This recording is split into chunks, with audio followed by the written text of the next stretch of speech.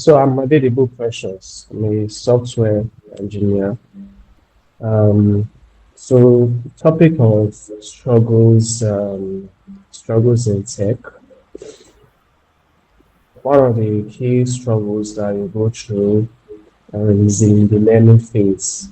There's a lot of there's a lot of issues that you have to face that let's say people in other fields will have to. Because tech is not a new field. It has been there for a long while, but there's a recent wave in interest in this field. I started maybe, let me say, 5 years ago. So there's a lot of hype. There's a lot of problems. A lot of there's a lot of hype around it, and that comes with some a lot of negative consequences. For example, one of the negative consequences of that is misinformation. So when you are coming up as a software engineer, having the right path is very, very key and important. But to find that right path is not easy. And by path, I mean like the step-by-step process at which, let's say, you want to become a back-end engineer, the next a good established back-end engineer in 4 years' time. Knowing the roadmap at which you take, what you need to learn, the skills you need to put, maybe soft skills, the actual tech itself too that you need to learn. Knowing that is very, very key and important. But when you're coming up with tech, it's such a field where you are hearing information left, right, and center. You go on Twitter, you hear somebody saying this is the best thing to learn, another person saying this is the best thing to learn. There's basically a lot of information, and if you are not careful in selecting the right path, it could really waste your time. You could go for 2 years being in your learning phase and still achieve nothing. So that's one of the struggles that a lot of people, including myself, faced when I started. So instead of focusing on learning, okay, say I wanted to become a front-end engineer, I was just learning a bunch of things, learning things like learn Node.js the next day. And that day I'm learning one other UI library, and the other day I'm learning this. I'm still achieving nothing. So I went through this period. I went through this period for maybe 2 years, so from like 2018 to 2020. I could have achieved a lot with that level because I wasn't focused. I was having to, there was an overload of information, so I wasn't able to see what the clear path is until much later on. Thank God for that. So that's one of the key struggles that you face when you are starting out. Another key struggle is basically consistency. It's not easy to be consistent. I think I heard a quote about like doing the thing is not difficult, but doing every day is what is difficult. So when you are when you are starting out with software engineering, you are learning, there's basically a lot of things would make sense to you. You will just be learning, unlike let's say a conventional career path, like say I want to become a medical doctor. You know fully in your heart that you just need to go to a school, you just need to go to a school, learn, get a degree, and be employed as a medical doctor if everything goes right. Well, let's say as a software engineer, there's no degree. There are degrees, but basically as a self-taught one, you won't have that clear path. So you have to keep learning and learning and learning and learning, and you won't even know what you're learning these things for. Yeah. So when you are doing all of these things, when you are doing all of those things, it's hard to keep consistent because you have a clear measure of how far you have gone yet until let's say you get your first job. But if you're, let's say you're working a degree or anything, you reach your second year, third year, you can feel a sense of progression. But when you are, you can see, feel a sense of progression that you have reached your fourth, fifth, fifth year in school, yeah, got done your masters or whatever. But when you're learning as a software engineer, you don't have that key, you don't have that measure of your progress. So you just have to keep learning and learning and learning, building projects until you basically land that first job. And it's not easy to do that. A lot of people give up during that period because they'd be like, if I parents, our parents of these days won't even understand. To just say, what are you learning? What are you? You're just there, pressing laptop from morning to night. What exactly are you? What going towards to? Where's the certificate? Where's the degree? What are you trying to achieve with this? So a lot of people actually drop out from the field just because of that reason, because they have to keep learning without seeing any measurable sense of results for a long period of time. And it's not easy. So I will open the floor with that. If Thank you, um, Precious. next person can Yeah. go So on. thank you very much. Thank you very much. Then, Shalom, over to you. What are the Okay. unexpected challenges and surprises you encountered? I want to start that question with you. What are the unexpected challenges and surprises you encountered on your first project? How was it like? Oh, first of all, good morning. Good morning, My Shalom. name is Shalom Oluwafemi. I'm a back-end engineer. So, like you said, the unexpected challenges I faced in my first project. So, one thing about building projects is one thing I've learned is you do not need to know everything before building a project. And that was one mistake that I kind of made because I used to be this kind of guy that whenever I wanted to build a project, I was always going to check YouTube or check Udemy or things like that. But then I realized that it's not meant to be like that. Regardless of how the project is, just try it. So when I learned that particular technique, that regardless of how the project is, just try it and you're going to surely get. We have YouTube, whereby where anytime you make a mistake, you can just decide to search. We have Stack Overflow. So those challenges I faced previously, I already learned that okay, whenever I want to build something, you don't need to have too much idea about it. Just start it, then it comes as you do it. So those are some challenges I faced in my first. Precious, what about yours? What are your first challenges? Your first tech job challenge? Your real job that they are paying you money on? What was the surprises you encountered? I like in the actual job. Yeah, an actual job. First of all, where you enter a field where you enter a company where you see a lot of people that are much experienced than you or seem to be more experienced than you. Yeah, there's that imposter syndrome at first. So my first tech job, I had that imposter syndrome kind of thing. So I basically felt like I hadn't known enough, so I was actively doing so much to catch up. I was doing a lot to, I was doing a lot to catch up. And actually, it went fine. So that was the first actual challenge, and a lot of processes, like a lot of processes that in a tech job that you can't see in any other kind of job, guidelines, rules to follow, and all of all those things. So getting used to those kind of things is was also challenging.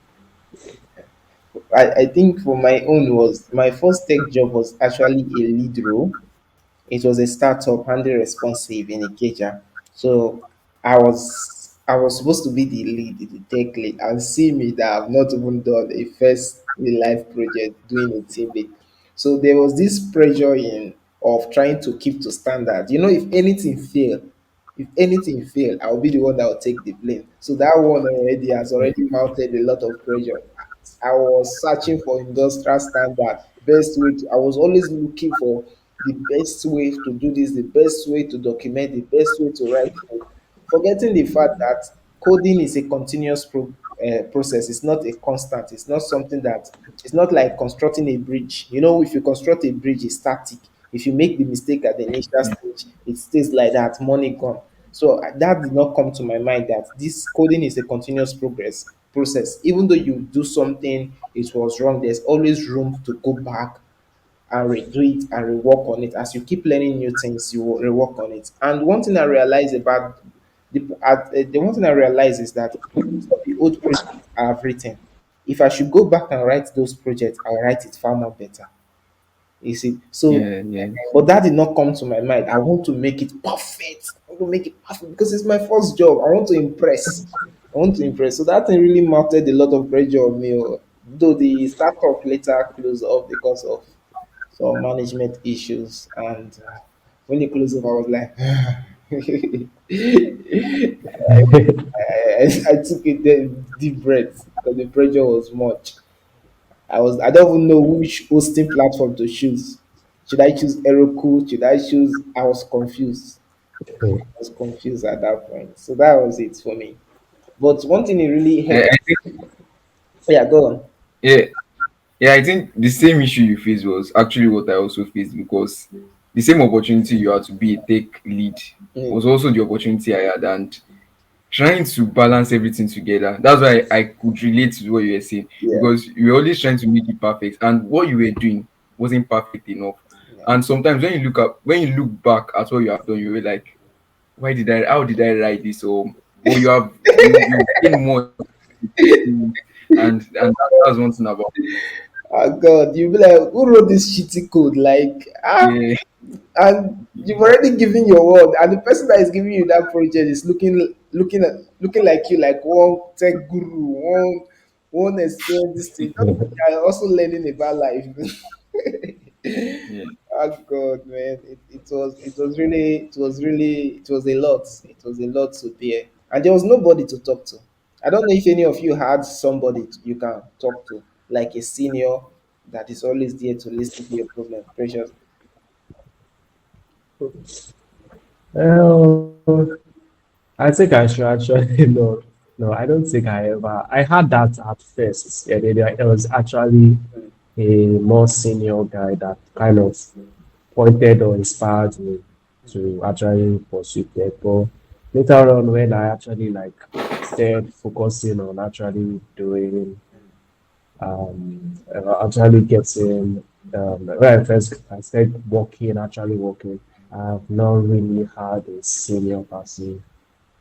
I have had few. So I think I compensate for that with watching YouTube videos. There are a lot of senior engineers on YouTube videos that are sharing some decent advice. Although you have to be able to discern which one is actually good advice Yeah, from the ones that are just trying to clickbait you. yeah, I was trying to get traction on that YouTube video, but there are a lot of good ones that I actually heard from that actually really really helped me with good advice and made me to ignore all the bullshitting of tech, yeah. all the all the bad, wrong shitty advice we just give just for the fun of it. Like Stefan, Mish Cook, there's Travis Media. There are so many good YouTubers that give good advice. So I actually learned from those guys, that actual physical senior that I'm seeing every day. Yeah, but what do you think is the problem with having access to a senior developer guiding you through? What's the problem? Because I could remember that I wish I had that. I wish I had that, but like in reality, no. What's the problem? Because now you are a senior now. I don't. Do you have any junior that you Mm. are like coaching, or if you happen to work in a place and there's a junior developer, do you think you give them that privilege based on your routine? I would. But the thing is that most of us, or most seniors, at some point, you just have a, unless they come and ask me kind of way, Okay. unless they come and ask me for help, I might not do much. But Hmm. if they ask for help, definitely, I will even go the extra mile to make sure that you achieve what you are trying to achieve, whatever problem you are trying to fix, you solve it, whatever feature you are trying to implement, I'll give proper guidance. Okay. But I guess that's just the thing. At some point, maybe it's the country we are. Yeah. Maybe things are it's the country we are where most people are most people prefer to go through their own thing. Yeah. Shalom, you But can talk. maybe that's just it. Yeah. No, I'll just like to buttress the point. Yeah. So I'll talk as a junior developer, Yeah. and I'll make a real life illustration. So Mm. yesterday I was actually facing a particular issue, and I tried all the resources I could try. I tried YouTube, tried ChatGPT, tried Stack Overflow, and then what came to my mind was, okay, let me talk to a senior developer. But one thing I've noticed about senior developers is that they're always very, very busy. Yeah. So most of the time, for you to take your problem to them, you need to it needs to be a problem that you have tried every single thing Yeah. before taking it to them, because for them to just create time for you. So when I just saw that, I contacted the senior developer and was like, he was having meeting and things like that, that he was going to check it in the evening. Mm. But I just had to like take it up to myself that, you know what, let me just find a solution to this stuff. And I found a solution to it. And that's one thing I can say, that as junior developers, it will be best for you to like make sure you put your all in it before contacting a senior developer. Yeah. Yeah, me personally, I Yeah, believe that. I believe yeah, because there was a time a friend of mine was learning product design. So she's a girl, a lady. She haven't done that before. She's not used to system. She has not used system before.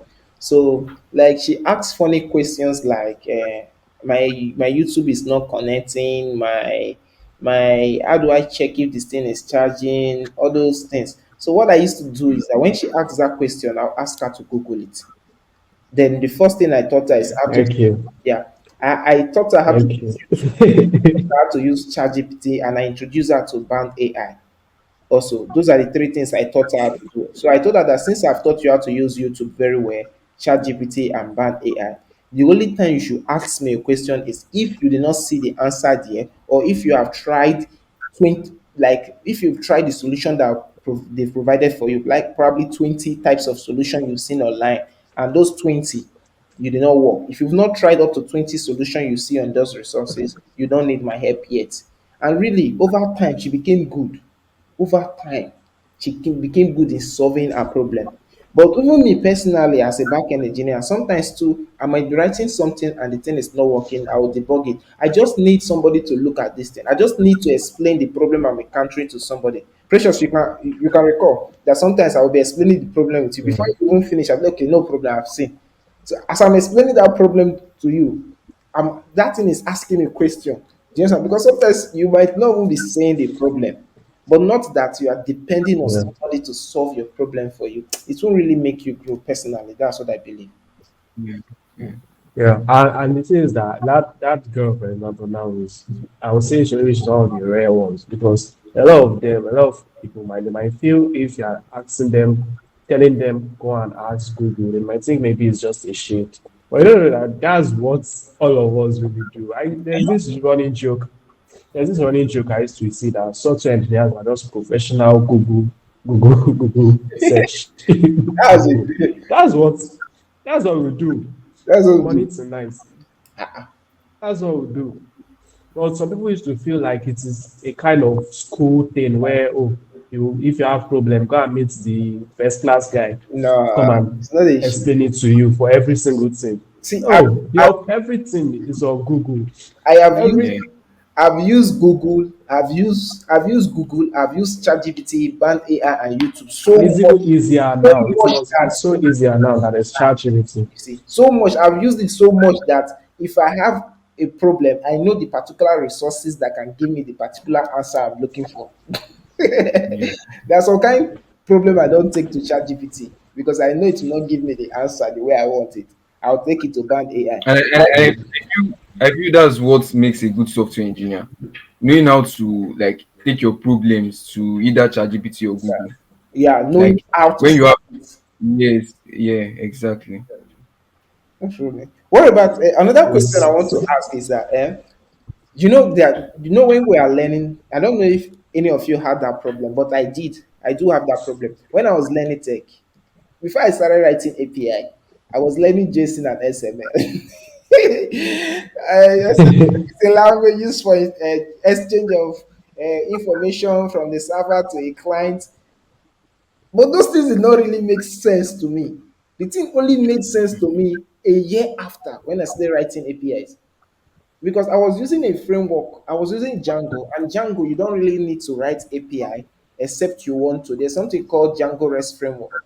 Are you getting me? So you can actually write API out of Django if you want to exchange the information. Like if you don't want to write the probably the front end and the back end in the same place. If you want to consume that resources in other platform. So, but I did not really have a project that need me to do that. So I did not really bother myself learning that at that point. So it only made sense to me when I was now working in a team that have two separate that have a dedicated front end mobile app and a dedicated back end. That was when some of all those things start making sense to me.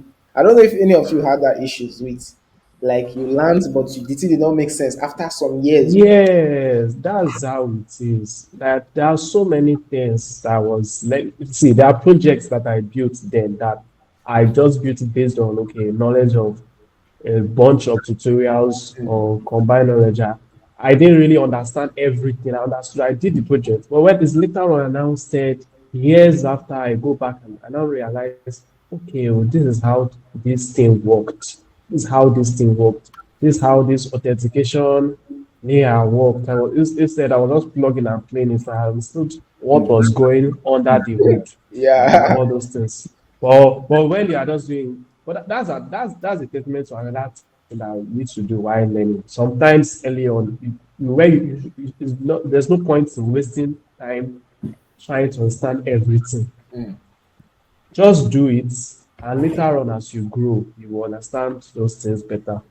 Yeah. You might just be one random day, just remember, you might just decide to go and do more research on this thing that you worked on yeah. maybe 2 years ago. And I just realize, wow, my brain is much more capable Yeah. now to Yeah, understand this. you feel like it's it that they open up that chamber in my brain. Like the thing will just enter. Yes, Jeez. yeah. Yes, now the software engineer, like I think your brain actually like develops or fine tunes to understand software engineering more better as the years go by. A lot of things don't seem as difficult anymore. You Yeah. can open documentation doesn't seem confusing anymore. Remember how then I used to rely a lot on YouTube videos. Anything I want to understand, I'll first go to YouTube.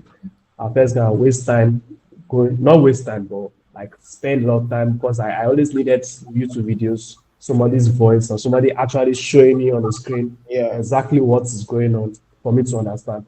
But these days, I barely spend time on more than I barely spend more than 5 minutes on most YouTube videos. It's only if it's only as a last ditch effort that I actually go to YouTube video to solve a problem. I go straight to documentation or GitHub issues, Stack Overflow or ChatGPT, and I get what I need, understand what I need, because I understand things much better now. So everything just Makes gets better sense. Yeah. as the years go by. What about you, Shalom? Do you ever have that experience? Yeah, I actually did. But one thing I've realized is, as developers, we get too obsessed about, let's say, lectures, Yeah. like starting. Mm, We get too obsessed about lectures. Like I remember you said something that's using XML, JSON, something like that. mm, I also learned something like that, and you just at some point you just be like, yeah, I'm just learning this. I'm just learning this. I've not started applying any of it.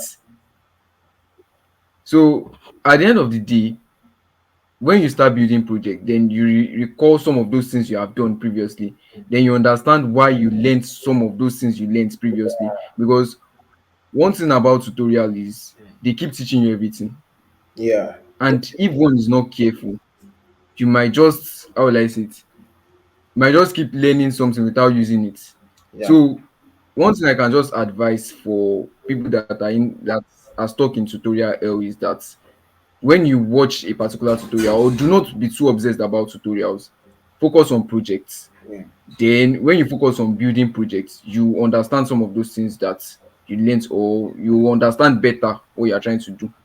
Yeah. I used to, I don't know, I advised some of you guys, even some of my students, I told them that The best way to understand tech, if you are coming into tech, just learn the basics, the basic Yeah. HTML, CSS, Bootstrap. Are you getting me? With crash course, use crash Mhm. course. Don't go and buy courses on Udemy or Pluralsight or anything. Don't even use W3 school. Just look for a crash course. Once you look for a Yeah. crash course, then go and search for beginner projects, 5 beginner projects. If you can complete those beginner projects without struggle, like that project will force you to learn the right thing and utilize it. Do you Yeah. understand? If you have done at least three Yeah. beginner projects, then you can now go and buy Udemy course on what front end and learn. Do you understand? But start with a crash course. Mhm. Just do basic crash course and look for somebody that is already into it to guide you, that you can ask questions.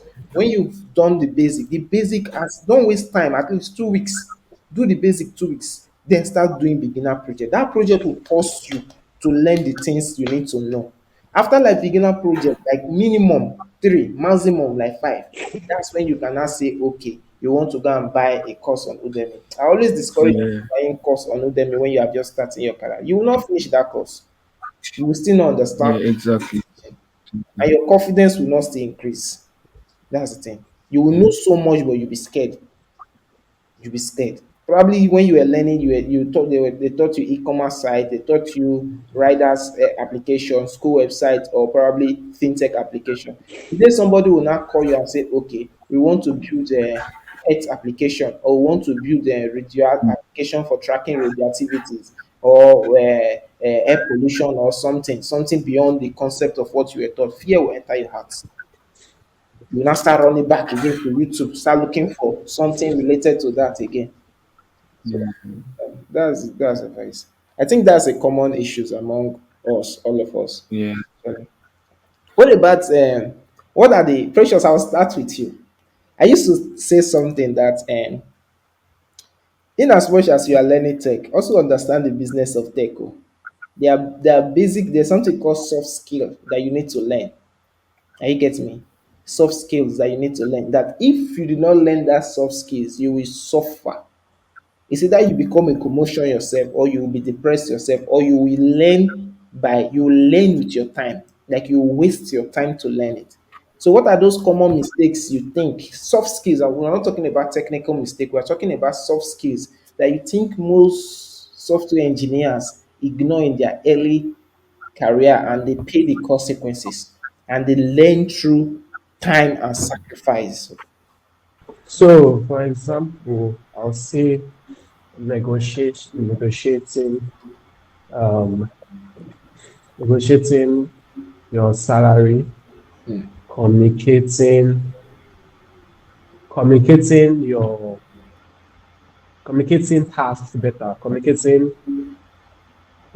like how explaining projects better, explaining what you are required to do better.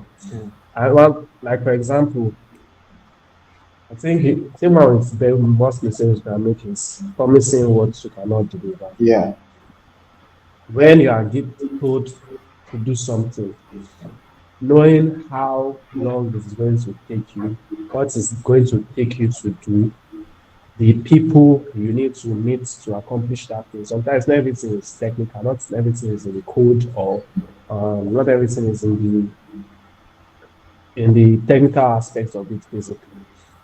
Knowing the people to meet to accomplish that thing, there could be things beyond code that can be blocking your progress to achieving that task. So knowing all those things and communicating it properly and on time is very, very important. If you don't, it can really cause a lot of unnecessary problems for you, unnecessary make you underperform, make you underdeliver. And when you're doing that, or not even underdeliver, it might just be it might make you seem like you're not delivering, whereas you're actually working a lot. So if you don't communicate these things properly, it will lead to problems. Also negotiating when interview skills too. yeah, Interview skills. Interview skills is very, very key and important because that's not nothing technical. That's not be about like technical assessments that they give in interviews. Explaining who you are, your experience. what you intend to do for the company, how you can add value to whatever company you're going to. It's very, very important skill that a lot of people don't take time to learn. Well, everything that also comes with experience. I used to be very, very um, poor at all of all these things, but doing it more and more as the years go by, you will eventually start seeing what went wrong, how what you did wrong in past interviews, so you don't make those same mistakes again. Those are things I can think of from my head right now. What about you, Shalom? What are some of your mistakes you make as a beginner that you wish you can go back and reverse? Okay, so first of all, good communication skills. I think really most developers or most people I've met really underrate the power of communication. Like when you know that this thing now, or you can't communicate what you are trying to do, Okay. and if you can be an expert at your communication, I feel like it's going to help one very very well. Communication is very very important in whatever project you are trying to build. Second of all, I will say as a beginner, Yeah. it's just a piece of advice. Working with a team can be very very important. It doesn't need to be a company, or it can just be like your clique of friends. You guys can just be like, okay, let us build something together. Yeah. It's going to be very important because if you are just a one man, let me just say you are a one man guy Mm. and you get into a job setting, it might be very very difficult for that person because it's going to diminish that person's confidence, Yeah. and the person will not be very very very confident. The person will be scared. Yeah. Another thing that could affect beginners is negotiation. So I'll talk about negotiation and knowing your worth. One thing about most beginners is that they do not know their worth. That's why they're always scared of negotiating. Yeah. So when you know your worth and you know how the project is or what you are trying to do, you know the role you are given, it can be very very, you knowing your worth, you'll be able to negotiate properly. But when you don't know your worth, you might just like you'll not be able to negotiate, and it's going to affect the person, it can cause depression and things like that. So those are things I can say about it. Me basically, I believe that when it comes to negotiation, okay, let me before I will talk about negotiation last. I think one of the issue is emotional management. Most of us don't really know how to manage our emotion in the work environment.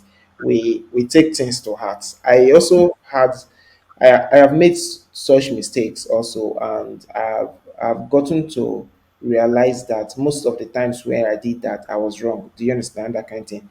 I was wrong. I was really wrong. So I think emotional management. And another thing again is that when it comes to negotiation, there's something we usually ignore. You eat.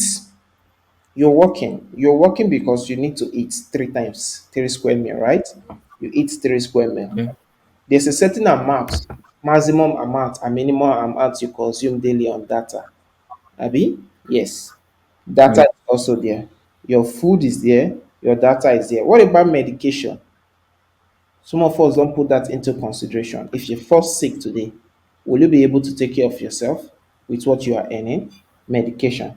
In as much as most companies will promise you health insurance, you should not put your faith in their hands because there's little or nothing that can cover for you. Another thing again we don't put into consideration is damages. E.g., your system can have our systems.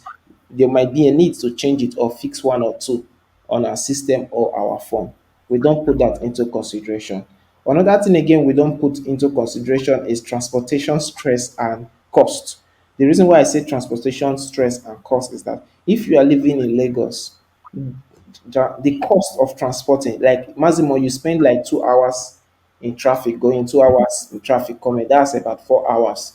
That alone self will spoil your day. It will make you unproductive. So we don't even put that stress into factor of how it will affect our health, how it will affect our productivity, and coupled with the fact that when you come back, you won't be able to improve yourself because as a software engineer, it's paramount that you develop yourself daily. So we don't put Yeah. transportation cost and stress into consideration. We don't do that. Are you getting me? We don't even put clothing into consideration because as a software Yeah. engineer, you are a product, and you are a product, you are a business, you are an entity. And one good thing about business is that you should know when to renovate. As a business, if you have a shop, your shop should be the even though your shop is in a place where there is so much customer. Are you getting me? If there is somebody else that is selling the same thing you are selling in the same quality and in the same price with a stand, and the person's shop is more cleaner and more conducive than yours, people would automatically go to that shop more than yours. Are you getting me? So you are a product Mm. also. You need to look good.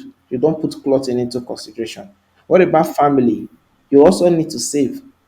Do you understand that kind of thing? Because you are investing time and that time is gone and gone forever. I think in context of negotiation, we don't see negotiation as that. And I used to advise people that as you are learning HTML, CSS, go to YouTube soon, go and learn how to negotiate. Go and learn the factors you should put into consideration when negotiating. You remember when you reached out to me regarding something, and I told you that have you moved through the axis? Have you passed through the road to know? Yes, not like Yeah. these are things we don't put into consideration. And by the time they just tell you 200K or 300K, you'll be so happy and excited.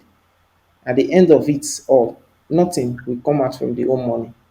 And in as much as the economy is bad, it's not our fault that the economy is bad. We are not responsible for that. So that should not be a factor for us to sell ourselves less. I think that's Yeah. one thing that we ignore. I made that mistake. I made that mistake and I suffered for it. I suffered for it. There was a teaching job I was doing at Aptech then. The money that was being paid, if I should use that money and eat 3 square meal, I won't be able to pay NEPA bill. I won't be able to fill my gas. I won't be able to wash my clothes or buy soap. I won't be able to transport myself going and coming. So what do I have to do? Because all those things are important. Abi? So I have to now reduce what Mm. I'm eating. And just imagine talking for 3 hours and you are eating just 2 times. Mm. You see, so why wouldn't you be depressed? Why wouldn't you be sad? Why wouldn't you be losing weight? And you're also studying. You're also studying. You're Yeah. also consuming your brain energy. So I think that that's the mistakes. We need to really learn how to brand ourselves. There's something I was Yeah. discussing with Precious the other day. Precious, you're here with us, right? You could remember I told you that most people that are making money from this tech are not the people that are actually coding, are actually the people that are managing the business of tech, that understand the business aspect of tech. Those are the people that Mm. those are the people that really make money from this tech. I'm telling you. I say most of these tech events that you see, most of these tech events that you see, mostly in Nigerians, most of the speakers, like most of these most common speakers that you see, most common speakers that you see that talk about innovation and all of that. In real sense, apart from theoretical words that they use, in practical terms, there's nothing they can show for it. Yeah. They just talk based on what they say on trend and based on what they see on news and what they Google. But the people that are actually building the engineers that actually wrote the code for money points, do you know them? Yeah. Do you see them in a show talking? Yeah. Good. The ones that actually built the like Pampe now, most of the engineers that built Pampe back end system were from China actually.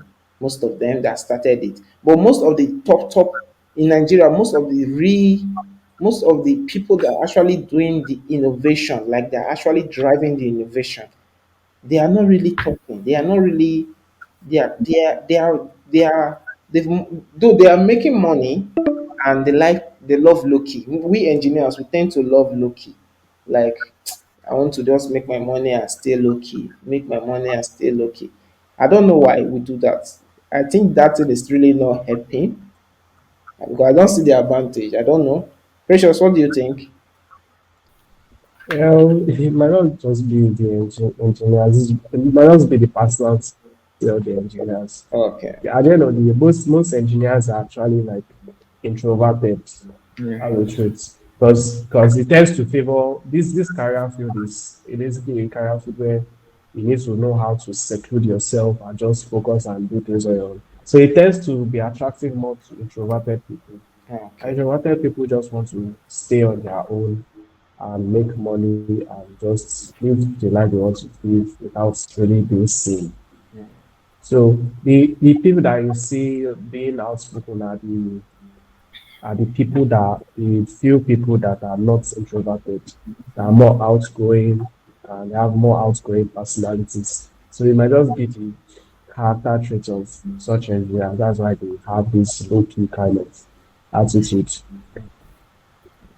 What about you, Shalom? Shalom, are you introvert? Yeah. Introverted?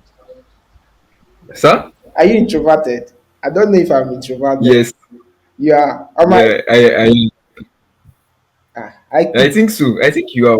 Me? I don't know. I could be if I want to, and I could be the No, opposite. you are. You are. But Yeah, amongst your are you clique of sure? friends, Eh?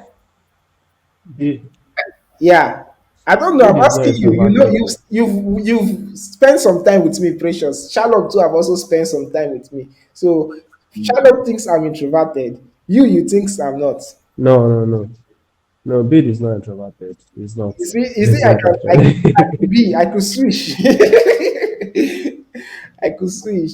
Thank you guys for coming. mm, Thank you guys for coming. Thank you so much.